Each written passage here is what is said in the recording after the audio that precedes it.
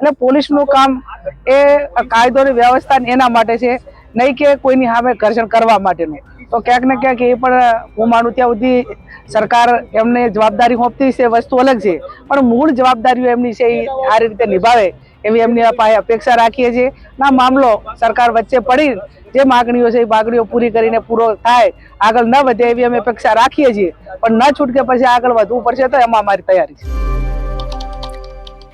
અંબાજીના પાડલિયા ગામે જે વનકર્મીઓ અને પોલીસ કર્મચારીઓ વચ્ચે બબાલ થઈ હતી એ બાદ આપણે જોયું કે મામલો ગરમાયો હતો, પરંતુ ક્યાંક ને ક્યાંક જે રીતે અત્યારે હાલ ડેડિયાપાડાના ધારાસભ્ય ચૈતર વસાવાએ પાડલિયા ગામની મુલાકાત લીધી એ બાદ આપણે જોયું હતું કે કોંગ્રેસના નેતાઓ છે એ લોકો પણ પાડલિયા ગામે પહોંચ્યા હતા, પરંતુ હવે કોંગ્રેસ છે તે છેક સુધી લડી લેવાના મૂડમાં જોવા મળી રહી છે. વિગતે ચર્ચા કરીએ સમગ્ર વિષયની. નમસ્કાર, હું હંસિની અને તમે જોઈ રહ્યા છો નિર્ભય ન્યૂઝ. અંબાજીના પાડલિયા ગામની જે ઘટના બની એ બાદ ક્યાંક ને ક્યાંક આદિવાસીઓએ સીધી જ માંગણી કરી કે તેમના ઉપર જે ફરિયાદ કરવામાં આવી છે એ ફરિયાદને પાછી ખેંચવામાં આવે, નહીં તો પછી હવે ક્યાંક ને ક્યાંક આગામી સમયમાં તે લોકો દ્વારા આંદોલન કરવામાં આવશે. એક આદિવાસી યુવકનું એવું પણ કહેવું છે કે જો ફરિયાદ પાછી ન ખેંચાય તો ક્યાંક હવે અંબાજીથી લઈને ઉમરગામ સુધી પણ આંદોલન થઈ શકે છે એવા એંધાણ આપ્યા હતા. એસપી કચેરીનો ઘેરાવ કરવામાં આવશે એવી પણ ક્યાંક ને ક્યાંક વાત કરવામાં આવી હતી, પરંતુ હવે બનાસકાંઠાના સાંસદ ગેનીબેન ઠાકોર છે પાડલિયા પહોંચ્યા હતા એ સમયે એમને એવું પણ કહ્યું કે જે આદિવાસીઓની માંગણી છે એ માંગણીઓની સામે જો હવે કાર્યવાહી ન કરવામાં આવી અથવા તો પછી માંગણી સંતોષવામાં ન આવી તો કોંગ્રેસ છે તે હવે ક્યાંક ને ક્યાંક લડી લેવાના મૂડમાં છે અને હવે આ મામલે કોંગ્રેસ લડશે પણ ખરી એવી વાત ગેનીબેન ઠાકોર દ્વારા કરવામાં આવી છે. છેલ્લા ઘણા સમયથી આ મુદ્દો ચર્ચામાં આવ્યો છે. એક તરફ આમ આદમી પાર્ટીના નેતાઓ છે એ લોકો પણ ક્યાંક ને ક્યાંક આ મામલે મેદાને આવે છે અને હવે જ્યારે ગેનીબેન ઠાકોર દ્વારા પણ એવું કહેવામાં આવ્યું છે કે અંબાજી પાડલિયામાં આજે સમગ્ર ઘટના સામે આવી છે, એક તરફી ફરિયાદ કરવામાં આવી છે, સમગ્ર મામલે હવે ક્યાંક ને ક્યાંક કોંગ્રેસ છે એ પણ લડી લેવાના મૂડમાં જોવા મળી રહી છે. સૌથી પહેલા તો ગેનીબેન ઠાકોર આ વિષયને લઈને શું કહ્યું સાંભળીએ. પાડલિયા ગામની ઘટના બની હતી ને તે બાદ અત્યાર સુધી કોઈ ફરિયાદ લેવા માટે અત્યારે પ્રાંત કચેરી ખાતે ધરણા યોજાયા. દાતા 13 તારીખે જે ઘટના બની પોલીસ વચ્ચે વન વિભાગ અને ત્યાંના લોકલ આદિવાસી, તો ક્યાંક ને ક્યાંક હું માનું ત્યાં સુધી સુમેળ ભર્યું એમને પહેલેથી આયોજન કર્યું હોત, સમજાવટથી કર્યું હોત તો આપણી મોટી દુર્ઘટના એ ટાળી શક્યા હોત. બની ગયું છે, પણ હવે પેરેલલ જે બાઈને મકાન પાડી નાખ્યું છે એને નુકસાન કર્યું છે આર્થિક રીતે, એનું વળતર સરકાર આપે અને જે આદિવાસીઓની ફરિયાદ દાખલ કરવામાં નથી આવતી.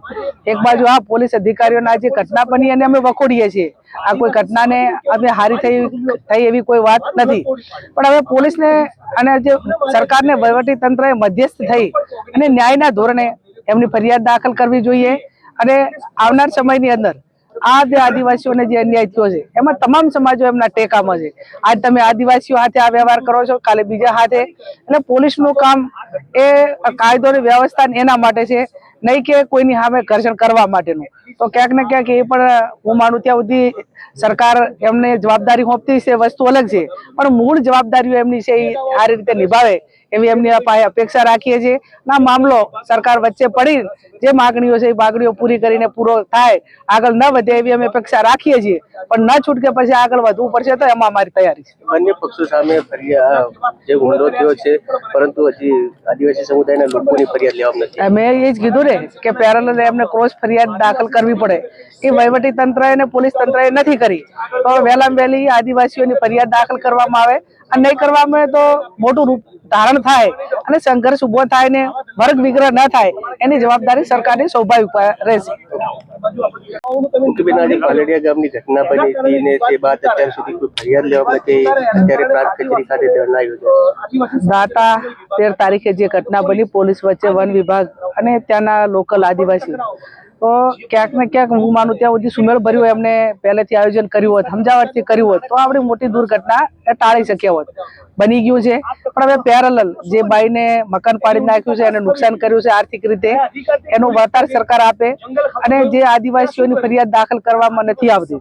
એક બાજુ આ પોલીસ અધિકારીઓના જે ઘટના બની એને અમે વખોડીએ છીએ, આ કોઈ ઘટનાને અમે હારી થઈ એવી કોઈ વાત નથી, પણ હવે પોલીસને અને જે સરકારને વહીવટી તંત્રએ મધ્યસ્થ થઈ અને ન્યાયના ધોરણે એમની ફરિયાદ દાખલ કરવી જોઈએ અને આવનાર સમયની અંદર આ જે આદિવાસીઓને જે અન્યાય થયો છે એમાં તમામ સમાજો એમના ટેકામાં છે.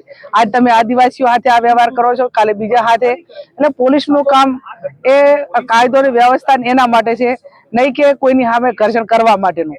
તો ક્યાંક ને ક્યાંક એ પણ હું માનું ત્યાં સુધી સરકાર એમને જવાબદારી સોંપતી છે, વસ્તુ અલગ છે, પણ મૂળ જવાબદારીઓ એમની છે એ સારી રીતે નિભાવે એવી એમની પાસે અપેક્ષા રાખીએ છીએ. ના મામલો સરકાર વચ્ચે પડી જે માગણીઓ છે એ માગણીઓ પૂરી કરીને પૂરો થાય, આગળ ન વધે એવી અમે અપેક્ષા રાખીએ છીએ.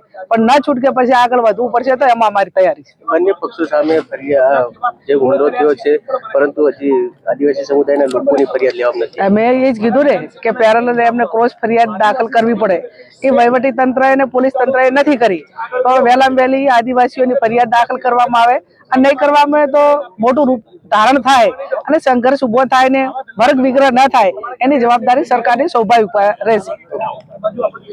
એટલું જ નહીં, ક્યાંક ને ક્યાંક જિગ્નેશ મેવાણી પણ ત્યાં પહોંચ્યા હતા. એમના દ્વારા પણ એવું કહેવામાં આવ્યું છે કે હવે આગામી સમયમાં આ વિષયને લઈને લડવામાં આવશે. ખાસ કરીને જિગ્નેશ મેવાણીએ સીધા પ્રહાર છે એ પણ ક્યાંક ને ક્યાંક ભાજપ અને સરકાર ઉપર કર્યા હતા. પોલીસ ઉપરની વાત કરવામાં આવી હતી અને કાંતિ ખરાડી એ પણ છેલ્લા ઘણા સમયથી આ વિષયને લઈને મેદાને આવ્યા છે. પરંતુ જે રીતે આમ આદમી પાર્ટીના ડેડિયાપાડાના ધારાસભ્ય ચૈતર વસાવા છે ત્યાં પહોંચ્યા હતા, એમના દ્વારા પણ આદિવાસીઓને લઈને હુંકાર કરવામાં આવ્યો હતો. સમગ્ર ઘટનાને લઈને કેમ એક તરફી ફરિયાદ કરવામાં આવી રહી છે એવા પણ સીધા સવાલો પૂછવામાં આવ્યા હતા. એવામાં હવે ક્યાંક ને ક્યાંક કોંગ્રેસ પણ મેદાને આવ્યું છે અને એ લોકો દ્વારા પણ કહી દેવામાં આવ્યું છે કે જો કદાચ માંગણી સંતોષવામાં નહીં આવે તો આગામી સમયમાં લડવાની તૈયારીઓ સાથે કોંગ્રેસ મેદાને આવશે એવી પણ વાત ગેનીબેન ઠાકોર દ્વારા કરવામાં આવી છે. એટલે કે જે છેલ્લા ઘણા સમયથી આ મુદ્દો ચર્ચામાં આવ્યો છે અને હવે આ ઘટનાની અંદર પણ કયા નવા વળાંક આવે છે એ પણ જોવાનું રહેશે.